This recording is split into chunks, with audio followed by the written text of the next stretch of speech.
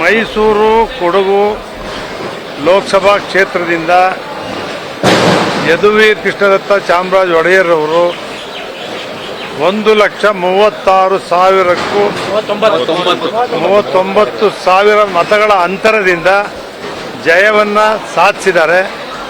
ಜಯವನ್ನು ಸಾಧಿಸಲಿಕ್ಕೆ ಈ ಚುನಾವಣೆಯಲ್ಲಿ ದುಡಿದಿರ್ತಕ್ಕಂಥ ಎಲ್ಲ JDS ಭಾರತೀಯ ಜನತಾ ಪಕ್ಷದ ಕಾರ್ಯಕರ್ತರು, ಮುಖಂಡರು, ಅಧ್ಯಕ್ಷರುಗಳು, ಪದಾಧಿಕಾರಿಗಳು, ಶಾಸಕರುಗಳು, ಮಾಜಿ ಶಾಸಕರುಗಳು, ನಮ್ಮ ರಾಜ್ಯದ ನಾಯಕರಾಗಿರ್ತಕ್ಕಂಥ HD ಕುಮಾರಸ್ವಾಮಿ ಅವರು, ದೇವೇಗೌಡರು, ಯಡಿಯೂರಪ್ಪನವರು, ವಿಜೇಂದ್ರ ಅವರು, ನರೇಂದ್ರ ಮೋದಿ ಅವರು, ಅಮಿತ್ ಶಾ ಅವರು, JP ನಡ್ಡಾ ಅವರು, ಅವರೆಲ್ಲರಿಗೂ ಕೂಡ ನಾವು JDS ಕೋರ್ ಕಮಿಟಿ ಅಧ್ಯಕ್ಷನಾಗಿ ಅವರಿಗೆ ಧನ್ಯವಾದಗಳನ್ನು, ಮತದಾರರಿಗೆ ಕೃತಜ್ಞತೆಗಳನ್ನು ನಾನು ಸಲ್ಲಿಸ್ತೇನೆ.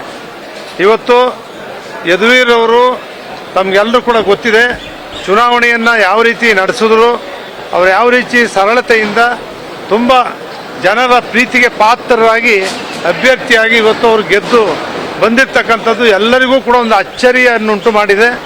ಮಹಾರಾಜರಾಗಿದ್ದರು, ಹೆಂಗೆ ಬರ್ತಾರೆ, ಯಾರನ್ನು ಮಾತಾಡ್ತಾರೆ, ಏನು ಅಂತಕ್ಕಂಥ ಸರಳವಾಗಿ ಸಾಮಾನ್ಯ ಜೊತೆ ಸೇರ್ತಾರ ಬೆರೀತಾರ ಅಂತಕ್ಕಂಥ ಭಾವನೆ ಏನಿತ್ತು ಅದೆಲ್ಲವನ್ನು ಕೂಡ ಚುನಾವಣೆಯಲ್ಲೇ ದೂರ ಮಾಡಿದ್ದಾರೆ.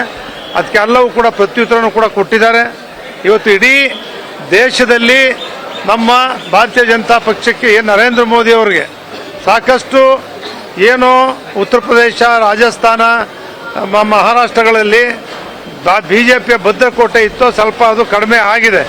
ಆದರೂ ಕೂಡ NDA ಪಕ್ಷ ಎಲ್ಲ ಮೈತ್ರಿಕೂಟದವರ ಜೊತೆ ಕೂಡಿ ಸರ್ಕಾರವನ್ನು ಮತ್ತೆ ರಚನೆ ಮಾಡ್ತಾರೆ.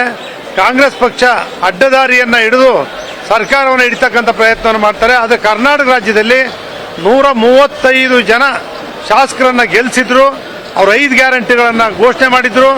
ಅದೆಲ್ಲವೂ ಕೂಡ ಮೆಚುರಿಟಿ ಮುಗಿದೋಗಿದೆ ಅನ್ನೋದನ್ನ ಸಾಬೀತುಪಡಿಸಿದ್ದಾರೆ. ಟೈಮ್ ಇವತ್ತು ಲೋಕಸಭಾ ಚುನಾವಣೆಯಲ್ಲಿ ನಿಮ್ದು ಯಾವುದೇ 5 ಗ್ಯಾರಂಟಿಗಳು, ಅವ್ರು ಯಾವ 1 ಲಕ್ಷ ರೂಪಾಯಿ ಬಾಂಡು ಪ್ರತಿ ಮನೆಗೆ 1 ಲಕ್ಷ ರೂಪಾಯಿ ಪ್ರತಿ ವರ್ಷ ಕೊಡ್ತೀವಿ ಅಂತ ಕೊಟ್ಟಿರ್ತಕ್ಕಂಥ ಬಾಂಡು 3 ತಿಂಗಳು 4 ತಿಂಗಳು 2,2 ಸಾವಿರ ಕೊಡದೇ ಇರ್ತಕ್ಕಂಥದ್ದನ್ನು ಚುನಾವಣೆ ಸಂದರ್ಭದಲ್ಲಿ ಕೊಟ್ಟು ಏನೆಲ್ಲ ಪ್ರಯತ್ನ ಮಾಡಿದರೂ ಕೂಡ ಕರ್ನಾಟಕ ರಾಜ್ಯದ ಜನತೆ ಮೈತ್ರಿ ಪಕ್ಷವನ್ನು, NDA ಪಕ್ಷವನ್ನು, JDS ಮತ್ತು ಭಾರತೀಯ ಜನತಾ ಪಕ್ಷವನ್ನು, ಅದರಲ್ಲೂ HD ಕುಮಾರಸ್ವಾಮಿ ಮುಖ್ಯಮಂತ್ರಿಯವನ್ನ ಮಂಡ್ಯದಲ್ಲಿ ಅತ್ಯಂತ ಹೆಚ್ಚಿನ ಮತಗಳಿಂದ ಗೆಲ್ಲಿಸಿ ಇವತ್ತು ಕಾಂಗ್ರೆಸ್ ಪಕ್ಷಕ್ಕೆ ತಕ್ಕ ಪಾಠವನ್ನು ಕಲಿಸಿದ್ದಾರೆ. ಅವ್ರ ಮುಂದೆ ಎಚ್ಚರಿಕೆ ಗಂಟೆಯನ್ನು ಕೊಟ್ಟಿದ್ದಾರೆ. ಅದನ್ನು ಅರಿತು ರಾಜ್ಯದ ಅಭಿವೃದ್ಧಿಯನ್ನು ಮಾಡಲಿ ಅಂತೇಳಿ ನಾನು ಸರ್ಕಾರಕ್ಕೂ ಮನವಿ ಮಾಡ್ತೇನೆ. ಜನತೆಗೂ ಕೂಡ ಶುಭಾಶಯಗಳು, ಧನ್ಯವಾದಗಳು, ಕೃತಜ್ಞತೆಗಳು. ಸಿದ್ದರಾಮಯ್ಯ ಅವರ ತವರು ಜಿಲ್ಲೆಯಲ್ಲಿ ಮತ್ತೊಮ್ಮೆ ಸೋಲಾಗಿದೆ.